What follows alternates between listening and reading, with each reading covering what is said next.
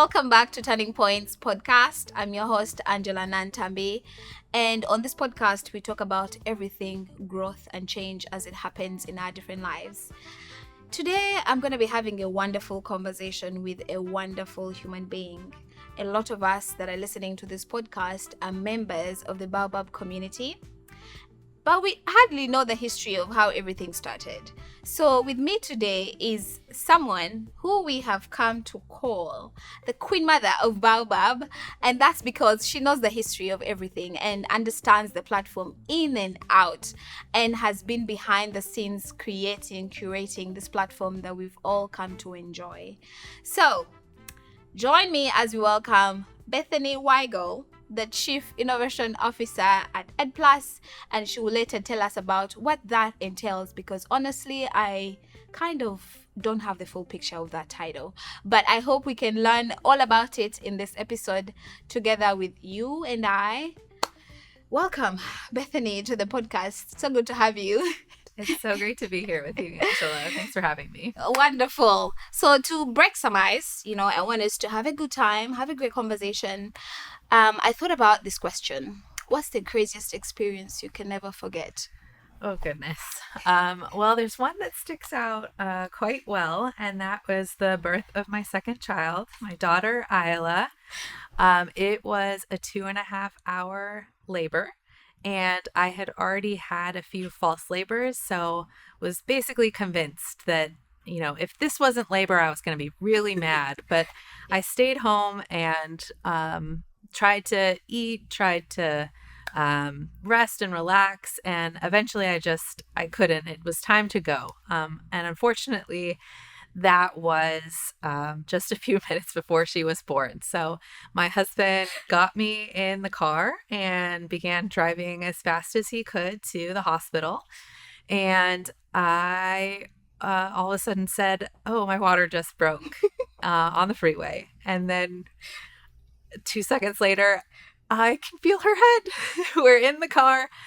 So he exited really quickly and ended up parking in front of a 7-Eleven in true story fashion, and called 911, and Isla was born before the firefighters even got there. So what was funny is that he had asked every midwife if he could catch his daughter, and they all said some dads freak out, some people aren't going to want to do it, but you can if you want. And he's like, "Oh, I won't freak out." And then there was no doctor, there was no one, just him in our blue car in front of a 7-Eleven right next to a bus stop, delivering our baby all by ourselves. That's a fantastic story. I laugh because I've had it before, and the first time it sounded crazy, but now it's funny. Yeah. And I'm sure that child, she's never going to forget when you tell her that story of how she came. Yeah, we actually tell her the story every year on her birthday. I don't think many children have that tradition. Let us tell you how you were born in a car. She actually offers it as what's the fun fact about you that you never expected to happen? She's like, "I was born in a blue car." So I would use the same, honestly, if I were in her shoes. It's pretty unique. You can't blame her. Yeah. You can't blame her. Totally. Well, now that we have started the conversation, you have a Bao baby. We call her the Bao baby, but you have Baobab, which is equally your baby. Oh, thank so you. Let's go back to the story of when it actually began. Take us through that process of how Baobab was actually birthed when the Massacred Foundation approached ASU. How involved were you, and seeing it to this point? Yes. That must feel very nice, but take us back for someone who's listening for the first time and they don't know anything about Baobab. Sure. I love telling this story because it really does take me all the way back. It was 11 years ago. I had just started at ASU, and I was working in the Office of University Innovation, where we received special projects for President Crow and worked to create them from little bullet ideas into full-fledged grant proposals and concepts, and even wireframes in this case, for Baobab. So the story starts back in 2014. President Crow and Rita Roy were talking. The scholarship program was really new. And President Crow, in true fashion, was thinking 10 years ahead. What is your digital alumni strategy? How are you going to keep this network of at that time was set a goal for 30,000 young Africans. It's grown in goal much more since then. But how are these individuals going to stay connected? Because the power is really in the network. Yeah. And Rita sat there thinking, like, you should make me a proposal. And so she invited President Crow, who handed that off to the office I was working at the time. And I asked for the assignment because my passion is to empower others to achieve their dreams. And what greater way to spend my time at work thinking about what would an alumni strategy for this fantastic scholars program look like in the digital space. And so we embarked in 2014, imagining what that platform would be. And a year later was funded the first 5 years of funding to build the platform. We grew and grew and grew until COVID hit, and then we exponentially grew in the season of some people not having access to education outside of what was on their devices. Yeah. And Baobab became a really important support system for many. And that was really the turning point from tens of thousands to now we're sitting at 80,000 users on the platform. And we're celebrating 10 years this October. Can you imagine? So I have definitely personally benefited from being a part of the Baobab platform. And I think I was there in the early days of when it started, when the platform didn't look as it is right now, and it had so many issues going on, tech-wise, navigation-wise, but I have seen it evolve to where it is now, and it's really fascinating to be a part of the team behind the scenes that work on it, but also be a member of the community, which I speak for many. A lot of people have benefited from it. They've formed communities, they've made friends, some are married, some have found opportunities on the platform. So it's incredible the kind of network that we've built as Baobab. So in your approach to leadership and how Baobab was shaped, what would you say was your approach to the innovation behind it? Yeah. Yeah. So what was critical here, a little bit comes from my background. So prior to my second Bao baby and my first Bao baby, if you will, I was studying science. And as a scientist, you sit there and you are surrounded by the unknown. You can't see the molecules. You can't see the bacteria and the yeast that are infecting the human cells. And so you sit there and you run experiments and you have controls and you look to observe the data that tells you what direction to move in until you discover something new. And so that approach was actually very much the approach that I took to Baobab.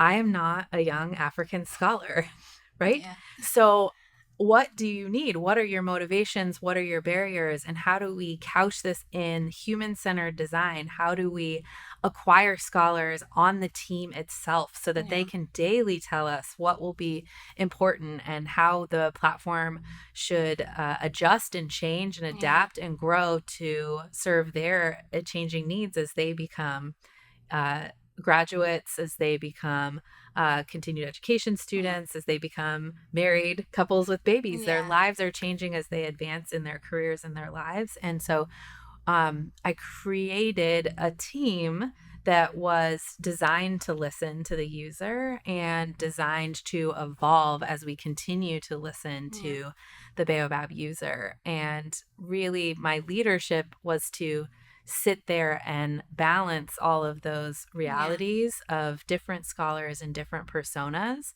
and pull out a team that was driven to listen to our users. That's fantastic. I just love the approach that you took and we continue to take, the user-centered approach. Who is the user?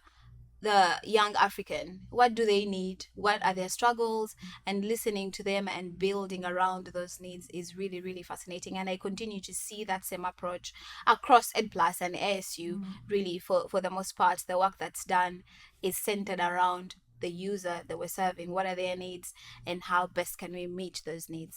Fantastic. So, in your leadership, I earlier introduced you as the Chief Innovation Officer. Big title. For the person who has actually never heard of that before, what would you tell them? Oh, actually, let me take us back a bit. I met Bethany in 2018, right? I actually was looking at my pictures at that time, and I have a picture of you and I hugging so intimately at the time, like it was the last time we're going to see each other. But surprise, surprise, here we are. Again. And I remember when we met in 2018, you were the director of Baobab. Fantastic work, fabulous community that you were managing at the time. But your role has gone on to evolve to include more projects, more work at EdPlus. And as the Chief Innovation Officer, what does that entail for someone who's listening for the first time and they don't know what that means? How can you break that to them? I'd say it's a little bit hard to understand, so let me take a stab. And really, Baobab was my first project, and now just tenfold doing similar things where President Crow has a partner, he has an idea for how technology could solve an education problem. Right. And I'm assigned to assemble that idea, to negotiate with all of the people that need to contribute their skills to execute on that idea, to secure the funding, and then manage that funding and that team to realize that goal and dream aligned with what their particular users need for that solution. So as the innovation is really around what are the problems that we're trying to solve? How might technology and various partnerships enable us to solve that problem? And how can we make that idea a reality in a tangible way? Fun question. Do you miss being a scientist? Because you earlier mentioned that you have a science background, and here you are in EdTech space. Do you miss being a scientist? And I know you've done some lecturing with students. Is that your way of going back to this maybe first love of science? It's a good question. I really think that my love of science sat on top of my love of teaching and empowering others to achieve their dreams. And as I articulate that sentence of my why, I look back all the way to when I was a high school student tutoring people in math and science, and then wanting to go teach at the community college because there is honestly such little access to education for those who can't afford it. And my junior year of high school was 9/11.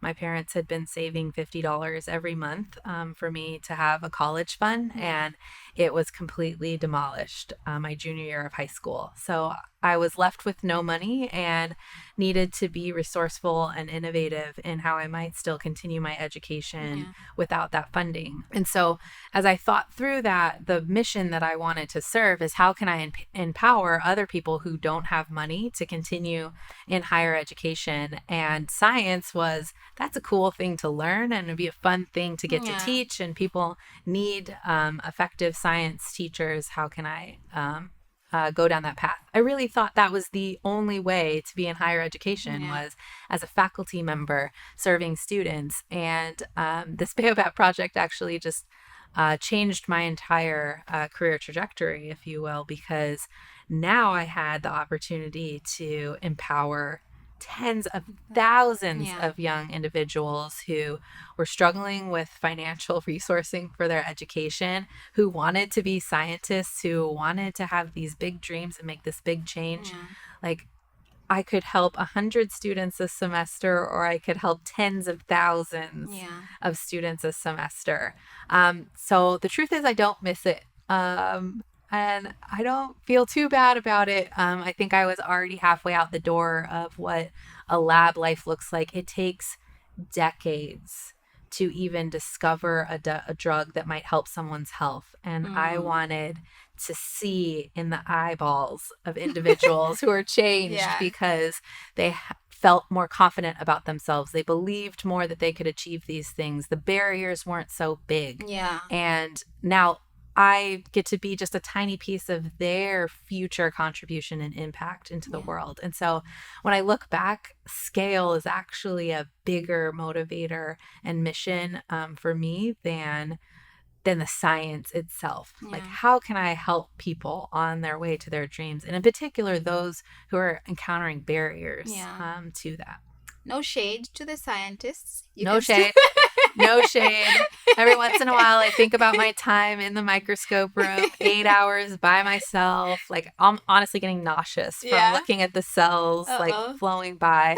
No shade to you. I made some really great friends and had a lot of fun discovering new things, but I really wanted to see people's lives changed faster than a few decades. But that's a lesson for a lot of the listeners to this podcast, because a lot of us come in with a certain mindset about what we want to do, or have a certain vision about the kind of jobs we want to do, the kind of places we want to be.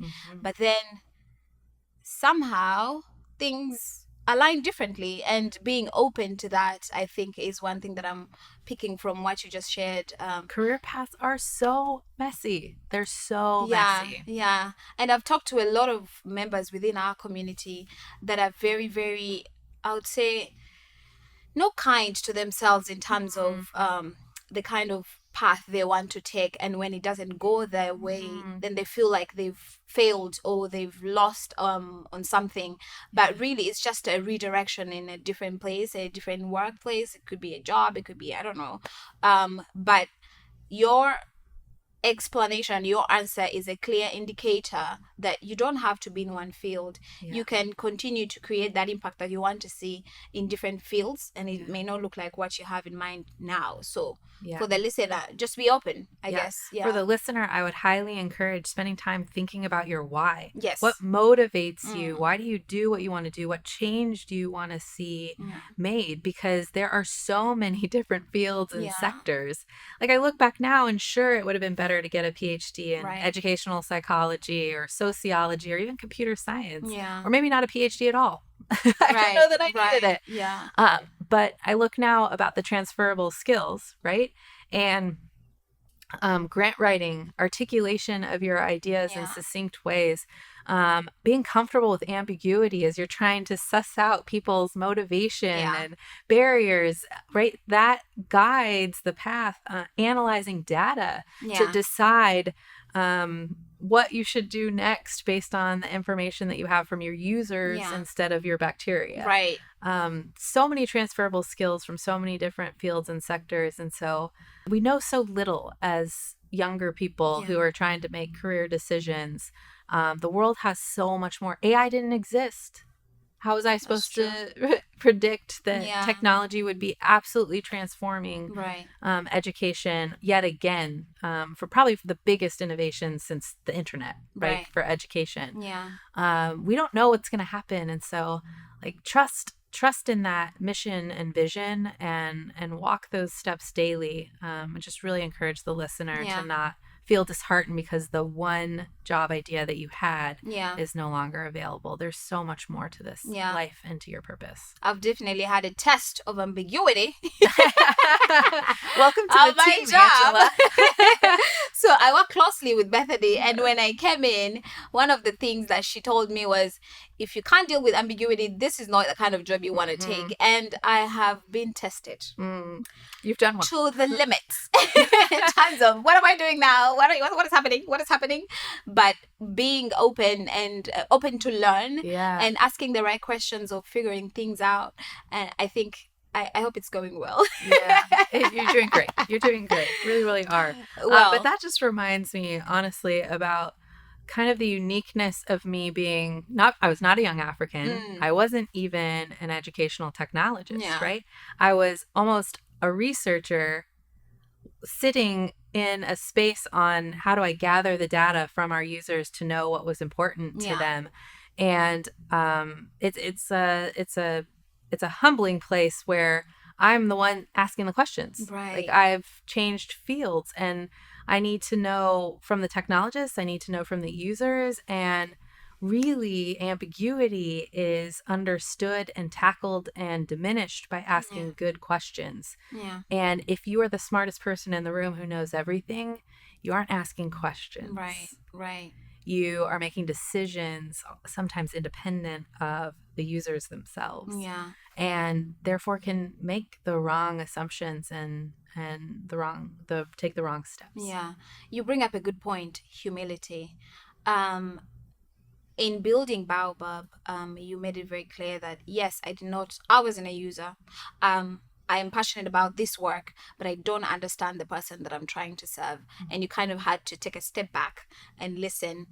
What lessons have you picked from leadership from that point of view, letting others be the spokespeople or give you the knowledge or the information that you need to actually make the next decision for the platform that you're building or for other projects that you're managing at EdPlus as well? Yeah. You know, what's so interesting is that most of our education, we have assignments that are given to ourselves. We work on our own and we deliver our own work product. Yeah. And that is absolutely nothing like the world of work.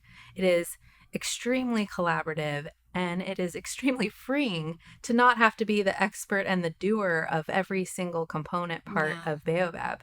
But it is a common human trait to not want to hire someone better than you for fear of losing your position of leadership. And those people don't do well. And I don't think they get many of the promotions offered to them because they aren't working well in a team and they aren't assembling the best team that could create the best product ever. Right.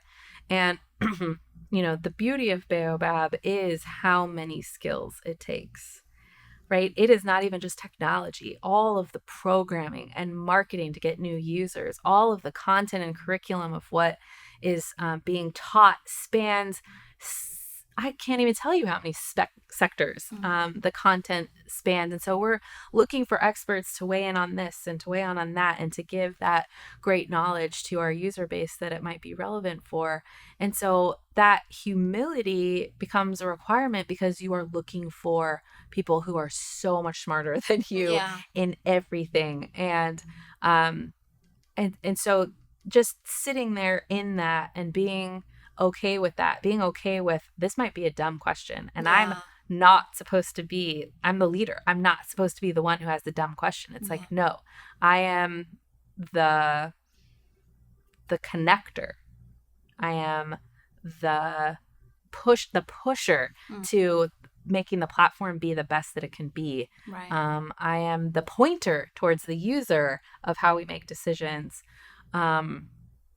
And so it really had nothing to do with me. And I really think that science background kind of helped there because that bacteria has nothing to do with me. Yeah. I cannot control it. Yeah. I am observing it and analyzing it and pulling out information. Yeah. And so, you know, I look at my peers that have also advanced here at ASU, and they carry that trait of how do I listen? How do I delegate? How do I assemble the team with the best talent? And not how do I elevate myself? How do I get credit? How do I make sure that I don't feel bad? And it's hard. So maybe let me just be honest. I don't like, even though that is what's right, walking in that, we're humans. Yeah. And so I guess listener, if you're listening today and being like, oh, I'm not humble. I don't think that that's it. It's, you know, leaders, is Simon Sinek, right? He has this viewpoint of like a good leader isn't sitting on top of the cart and telling everybody to push. Like the leader is at the front of that cart saying like, we're all going this way. Yeah. And for me, we're all going in the way of the data. And now it's not my agenda. It's about truth. It's about the search for truth of what the users need and want. Thank you for that honesty in a world where right now everybody's about I, self-care. It's me, my peace, my space, my everything. I need to take care of me. I think it's refreshing to hear that whatever is needed to push the needle forward, especially when it comes to leadership and working with others, you need people around you. And being that space, creating that space that allows people to move, allows people to share ideas, and creating a culture where people feel free and open to share their ideas. I remember something when I was interviewing for this job, actually. I remember saying, I think I got a question about what does an ideal work environment look like for you, something along those lines. And I know I had taken a class prior to that interview, and one thing that came out of that class was the psychological safety to to speak up, to share ideas, to be curious, to be open, and have the environment to exercise that openness and that curiosity.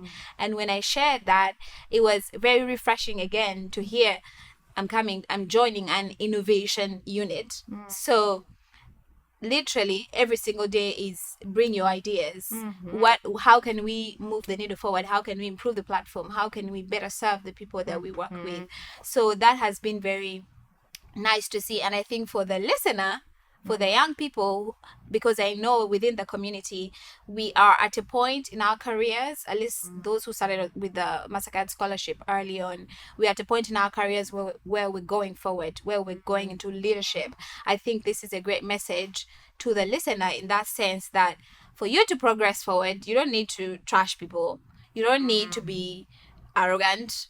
Humility is hard, It is. but it's necessary if you're going to work with others. So thank you for sharing that. I guess my next question will be, again, around this topic of humility. How have you managed to, one, prioritize what's important in the midst of, the openness and the safety net within which employees exist and can share ideas on how to change things or do things differently? How are you able to prioritize what's important? And how have you continued to enable that culture of, please feel free, it's an open door policy, you can share your ideas and it's okay. Some will be taken, some may not be taken, but you're open to bring in your ideas. How have you been able to do that? That is hard because there's only so much money and there's so much time and so many people. And so really this data informed decision making becomes so critical. You only have this much money and you have this much data telling you what to do and this many features. And so being both cautious and conservative, but recognizing that time is money. And so sometimes people are, can I have this software tool? It's like, how much time will it save you? It's like, this will save me 3 hours a week. It's like, it was $30. That's way more than the time. So making the most use of the resources that you have. Now, it's been really important to listen to the users in this prioritization as well. And so in this first 5 years of Baobab, we brought 5 scholars. You were one of them every single summer to come spend the time with us. And it might have even been your cohort that was like, we were sitting down, like, here's the prioritizations we're looking at for this year. And the app was not the number one priority. And the group of scholars sat there and said, there is no point to this feature and this feature and this feature if I can't access it on my phone, which is the only device I have. Yeah. And we reordered our entire prioritization because that was a really fantastic argument. And we have lots of app users now that don't use Baobab on the web. They're using it on the app, and that's a much more affordable and accessible mechanism for them. So I joke, and this is really a science thing of me to say, what is the N? When the team comes to me and they're like, we think this is the most important feature. Our users said X, Y, and Z, and I said, what's the N of that? As in, how many users told you that? Is this a big problem, or is this a 10-person problem? So it really does fall down to the data and also listening to our actual users of what is most important. And software is really just an iterative development where you're constantly adding new features. And so things that had to wait got added later. And will continue to do so as long as Baobab is a platform. So no decisions based on, I feel like users will need this and I'll create that. No, it's a big push of like, what's the end? What data do we have that says that that's important? One of my other teams right now is thinking about a dashboard.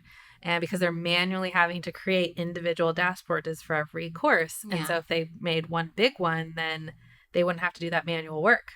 How much time is that manual work costing you? 15 minutes per course per week. How much will this dashboard cost? How many weeks of that manual work would have to occur before we've paid that dashboard? Like, those decisions are how we're prioritizing things because we just have this many resources and this many people on the team. And the numbers don't lie. Honestly, I've seen that, at least in the work that we do, the numbers never lie. And it just takes away the subjectivity of things, and it becomes a very objective view of this Yeah. is what people are saying. And it makes sense financially with the resources that we have. Yeah. Okay, this will happen now. Or we'll push it back. And I know the Baobab community, and I speak to the Baobab community right now, we are very pushy about the things that we want. And we've made so many comparisons to LinkedIn, to Facebook, to all these different tech platforms that exist elsewhere. But the reality on ground is that there's resources that are needed to make those happen, whatever features or recommendations you may have for the platform. There's resources that are needed, but also how many people are saying they need, for example, I don't know, emojis on the platform. How many people are saying that? Does it even make sense if there are more higher priority options to consider? So that's for you, the listener, who is a Baobab user and is always sending in things to change on the platform. Safety, accessibility, right? They have to take prioritization or notifications. Everybody, right? No one knows that someone's talking to them on a platform. Well, we have to have notifications because all 80,000 people are suffering from not having that. Or then swing the pendulum. There's too many notifications. All 80,000 people are complaining about that. Let's swing it back down. So very experimental, because sometimes even users don't know what they need or want until they actually have it or get it. And so it is hard, though. Facebook has, last I checked, so I'm sure it's more, 30,000 employees. Like Baobab doesn't have 30,000 employees. You wish it did. And so what we can do with what we have, hopefully it's enough and it's meeting people's needs. And also send in your emails about your complaints, because we're looking at the N. So if there's a large enough N of people complaining about that, that's how we're driving our priorities. Nice. So we're going to shift gears and talk about mentorship. I know we're speaking to largely a younger audience that is seeking for knowledge left, right, center.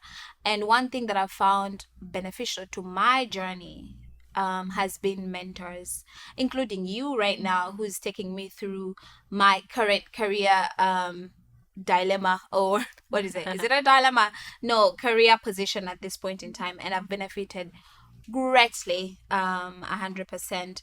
So how has mentorship played a part in your growth journey, thinking back to when you were a fellow to this day?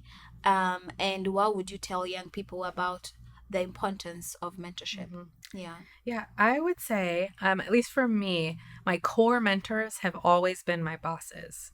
So know that when you're interviewing for a career, it's not for a job, it's not just them interviewing you, it is you interviewing them. And so when I started at ASU and had my first interview, and then my second and my third, Jacqueline Smith is a phenomenally intelligent woman and very good at her work. But I wanted to know whether or not I could offer my idea, or I could offer a counterpoint and see how she reacted. Did I feel safe in bringing up a risk, even in the interview process, to know whether or not she was someone that I could easily talk to?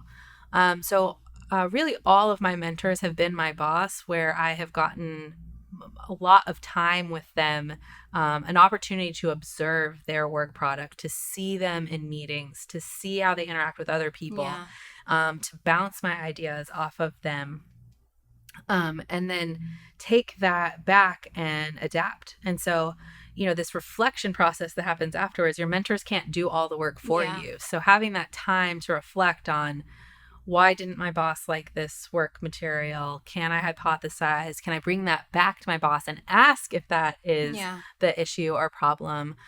Is my boss going to provide feedback so that I can get better? And so that interview process where you're asking questions and evaluating the answers, you've done your homework. I think my question might have been like, you keep saying that, President Krill only likes this, but surely he must have some sort of exception if this were to happen. I know that's really hypothetical, but it was like, I've studied President Crow. I've heard you and I've listened to your observation. Is there avenues, changes, adaptations. And I wanted to see her reaction to me pushing back or questioning or needing more information from her. There's really just something about finding a mentor match that you feel safe to not only share your ideas, but to ask your questions too. And then providing the space and time for you to mentally process so that your mentor isn't doing all the work for you. Yeah. Wow. But yeah, I've greatly benefited from the people that I have worked with they've just been really nicely aligned to someone I can learn from. Yeah. Okay, you bring up a good point when you say when we go for interviews, you're not just interviewing for the job, you're interviewing for can I learn from this person? Yes. That's a new one that I'm learning for myself too. Because typically when you're looking for a job, I'm like, we're thinking back to when I was looking for a job.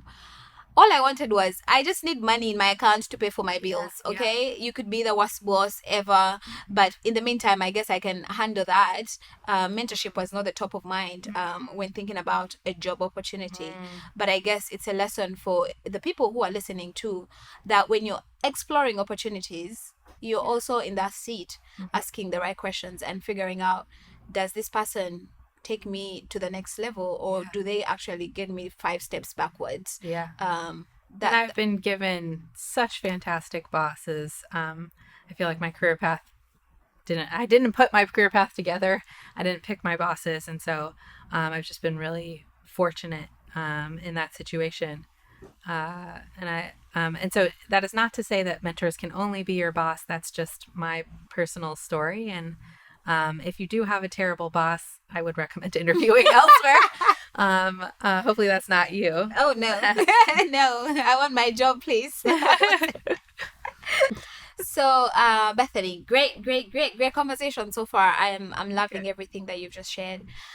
Thinking back to the 80,000 people on the Baobab platform and the young people that you continue to work with, what does this community mean to you on a personal level? Yeah.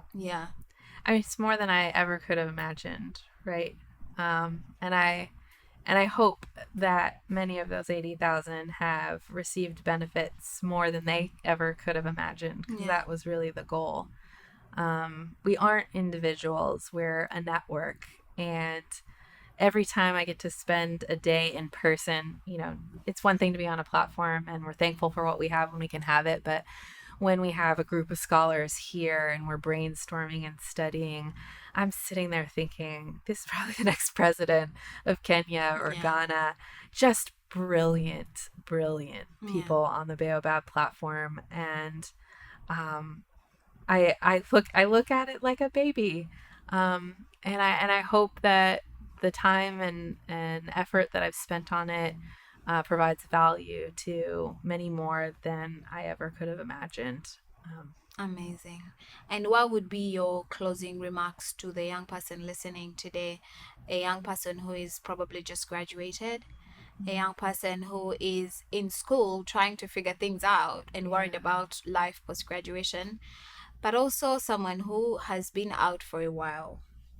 Like myself, and they're trying to figure out their career, maybe career changes, or now they're navigating motherhood. We have a growing population of alumni who are entering that phase of their life. What would you tell them? So this summer, my family watched What About Bob? It's a very silly movie, but central to the themes of this man who has a lot of anxiety is to just take baby steps. We don't know the future, but we've got good purpose. We've got great purpose. And if we take baby steps to making ourselves better, to serving others who are around us, to being generous, and to working hard and doing our best, taking those baby steps, I think you'll look back, young people, you'll look back mid-career people, and the last 10 years, you'll see progress, you'll see impact. And that worry really just gets in the way of us making impact. So I feel like there's so much pressure, especially within the community, to just do So much something, pressure. Yeah. to be something. And usually, when you see your colleagues, and I've had conversations with guests on the podcast earlier, where we've talked about these pressures that are either external, Yeah. but also the kind of pressure we put on ourselves, because just because you're Mastercard Foundation scholars or alumni, Yeah. it's like we have to be the next CEOs, or we have to come up with a vaccine that is going to cure as many diseases as possible.